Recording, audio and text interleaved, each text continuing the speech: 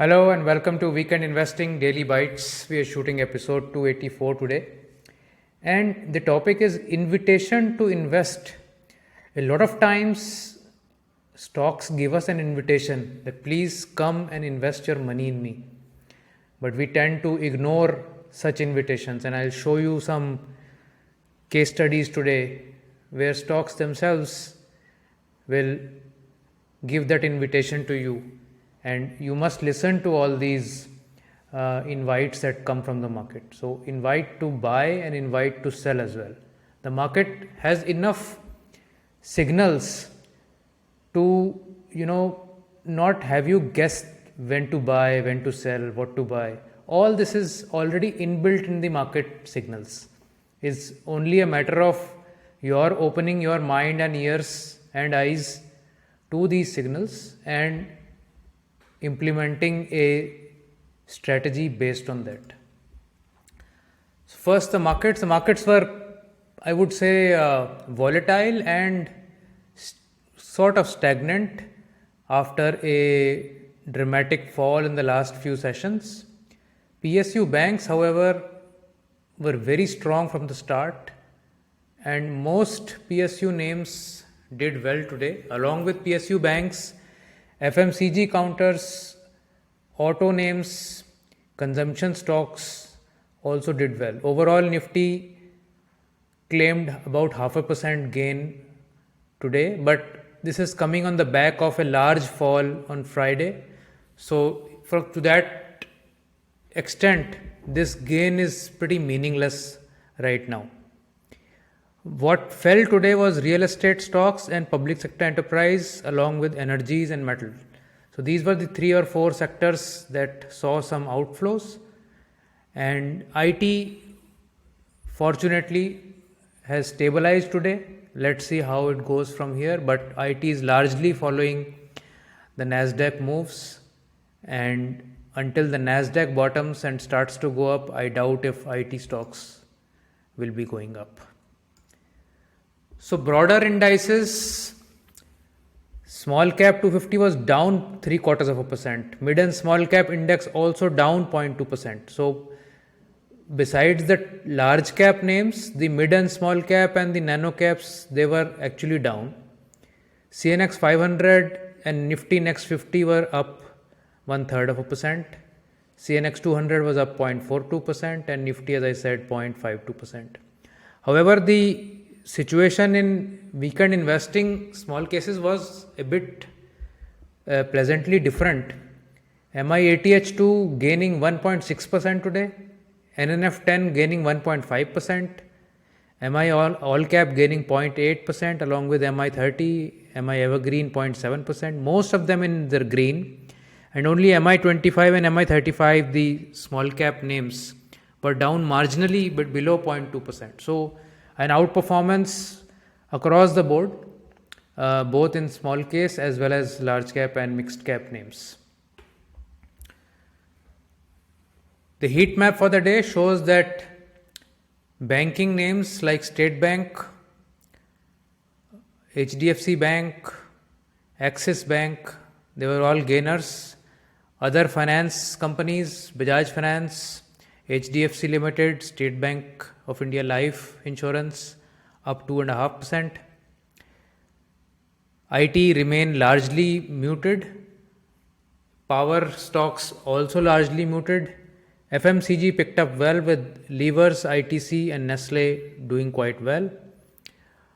Adani Ports was another stock that was up 2.2%, and Mahindra was remarkably up at plus 3%, even though Tata Motors was down 1.6%, but Maruti, Eicher Motors, Mahindra, they did quite well today. Tata Steel, JSW Steel were down badly, and the star of the day, which is of course not in this picture, Gujarat Ambuja Cement, closed up 9%. So we will talk about this stock also shortly. Triveni Engineering is a very surprise mover today, plus 18% on this stock. Nuvoco Vistas up 11%. Ambuja Cements, as I mentioned, plus 9.3%. India Cements also 8.9%. And PNB Housing Finance up 8% in the top gainers. In the top losers, Canfin Homes down 7%. I think it has lost its MD. The MD has resigned. Karur Vysya minus 6.5%. Westlife Developers minus 5.5%. Aptus Value and GNFC also down about 5 to 5.5%. These were the top losers for the day. So the topic, invitation to invest, and a lot of people have told me we must make this bilingual, so I'll try to add a English essence to this. So the whole market is down but Ambuja is up. So पूरी market down है और अंबुजा का stock 10% ऊपर है. तो ये ऐसा क्यों हो रहा है? तो आपको ये देखना है कि लिक्विडिटी जो है वो मेन ड्राइवर है स्टॉक्स कैसे मूव करेंगे. अगर लिक्विडिटी फ्लो कर रही है inside, coming from outside into the market, तो स्टॉक बढ़ेगा. और लिक्विडिटी आउटफ्लो हो रही है फ्रॉम द मार्केट और a particular stock to either some other stock और out of the market itself, तो वो स्टॉक गिरेगा. तो ऑल्दो मार्केट में कोई खास ऐसा मूव नहीं था आज, लेकिन अंबुजा का स्टॉक बढ़ता चला जा रहा है फ्रॉम लास्ट मैनी वीक्स. तो स्मार्ट मनी जो है वो अंबुजा के अंदर इन्वेस्टमेंट करता चला जा रहा है अभी. At least for now we will call it smart money. तो आप कोई भी नैरेटिव बना लीजिए कि अडानी ने खरीदा है इसलिए बढ़ रहा है, 20,000 करोड़ का कैपेक्स होने वाला है इसलिए बढ़ रहा है. सिटी बैंक कह रहा है कि नहीं 350 होना चाहिए इसका रेट. इन्वेस्को इन्वेस्टमेंट कंपनी कह रही है नहीं 750 होना चाहिए इसका रेट. तो as I mentioned many times, beauty lies in the eyes of the beholder. आप एक वैल्यू इन्वेस्टर हैं, वही कंपनी आपको 350 की नज़र आ रही है और वही कंपनी किसी और को 750 की नज़र आ रही है, और दोनों धुरंधर इन्वेस्टर हैं.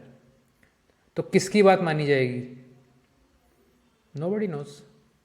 मार्केट एक बहुत जिसे कहते हैं कि टफ टू कॉल इंस्ट्रूमेंट है, या स्टॉक प्राइस जो है, तो उसको इतना इजी नहीं है कि कह देना कि ये इतनी वर्थ होनी चाहिए या ये उतनी वर्थ होनी चाहिए. It will keep surprising you all the time. इसीलिए भाव भगवान छे, price is God. This strategy works very very well because आपका कोई बायस नहीं है. आप कह रहे हैं स्टॉक ऊपर जा रहा है तो ऊपर जाएंगे, स्टॉक नीचे जा रहा है तो हम बाहर निकल जाएंगे. आपका अपना कोई एक मेंटल बायस नहीं है कि मुझे गुजरात अंबुजा में ज़िंदगी भर लगे रहना है. तो उस करने से क्या होता है कि आप टाइम से निकल भी जाते हैं जब निकलना होता है, और टाइम से आप एंटर भी कर जाते हैं. तो जैसे इस चार्ट में आप देखेंगे, ये स्टडी है NNF 10, एक पोर्टफोलियो है निफ्टी नेक्स्ट 50 स्टॉक्स का बना हुआ है. लार्ज कैप स्टॉक्स ही हैं इसमें. तो 10 स्टॉक्स उन 50 स्टॉक्स में से हर महीने इसमें लिए जाते हैं, और फिर मंथ के एंड में अगर कोई चेंज होता है तो 1-2 स्टॉक्स ज़्यादा से ज़्यादा चेंज हो जाते हैं नॉर्मली. यहाँ पर आप देखें कि गुजरात अंबुजा सितंबर बिगिनिंग में एंट्री हो गई इसकी 415-20 रुपये के, 410 रुपये के आसपास. वो किस बेसिस पे हुई? जो उसका परफॉर्मेंस अभी तक का चल रहा है उस बेसिस पे हुई कि ये अब मोमेंटम आना शुरू हो गया है.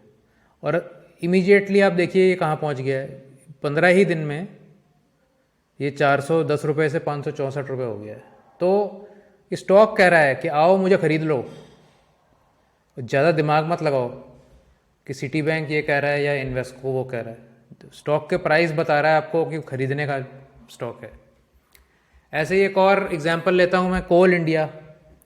ये हमारे इंडिया टॉप 10 पोर्टफोलियो में मार्च में आया था 2022 में, कुछ 165-170 रुपये के आसपास.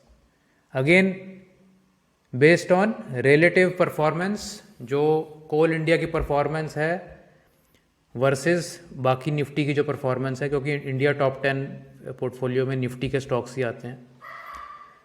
तो उस समय कोई नहीं देख रहा था ऐसे कोल इंडिया को. ये तो अभी रिसेंटली कोल इंडिया की बातें होनी शुरू हो गई. तो 160-170 पर ये अपने आप ही एंटर हो गया पोर्टफोलियो में. ₹230 का भाव अभी है, हो सकता है अगर ये नहीं चलेगा आगे तो ये अगले महीने निकल जाए या 2 महीने बाद निकल जाए। तो आपका इसेंशियली एक इनवाइट आया, कोल इंडिया ने एक आपको इनवाइट भेजा कि please come and buy me, I have a chance to go up. कोई सर्टेनिटी नहीं है कि हर इन्विटेशन सक्सेसफुल हो जाएगा। 50-60% इन्विटेशन सक्सेसफुल होंगे, 30-40-45% नहीं होंगे, लेकिन जो सक्सेसफुल होंगे वो ज़्यादा पैसा कमाएंगे, जो सक्सेसफुल नहीं होंगे वो थोड़ा कम लॉस करेंगे। ओवरऑल मैथ्स आपकी अच्छी रिटर्न की बन जाएगी लॉन्ग टर्म में। ये पूरे इसका मोमेंटम इन्वेस्टिंग का समरी है। अब हम निफ्टी का चार्ट देखते हैं। निफ्टी के चार्ट में ये एक बड़ी मुश्किल वाली ट्रेंड लाइन बनी हुई है। ये जो टॉप हमने यहाँ से पिक किया है अक्टूबर 21 का, फिर जनवरी 22, फिर अप्रैल 22 और अभी ये पीरियड ऑफ अगस्त सितंबर 22। ये ट्रेंड लाइन 2 बार अटेम्प्ट हो चुकी है, ब्रेक हुई वापस आ गई, ब्रेक हुई वापस आ गई। आज भी आप देखिए ये जो कैंडल है लास्ट वाली डेली कैंडल है, ये इसने क्या किया आज ये मॉर्निंग में खुली, नीचे आई, फिर ऊपर गई और इस ट्रेंड लाइन को टेस्ट करके फिर सारा दिन यहीं घूमती रही। तो मुझे ऐसा लगता है कि जो फेड की मीटिंग होनी है जिसमें 75 पैसे या 1%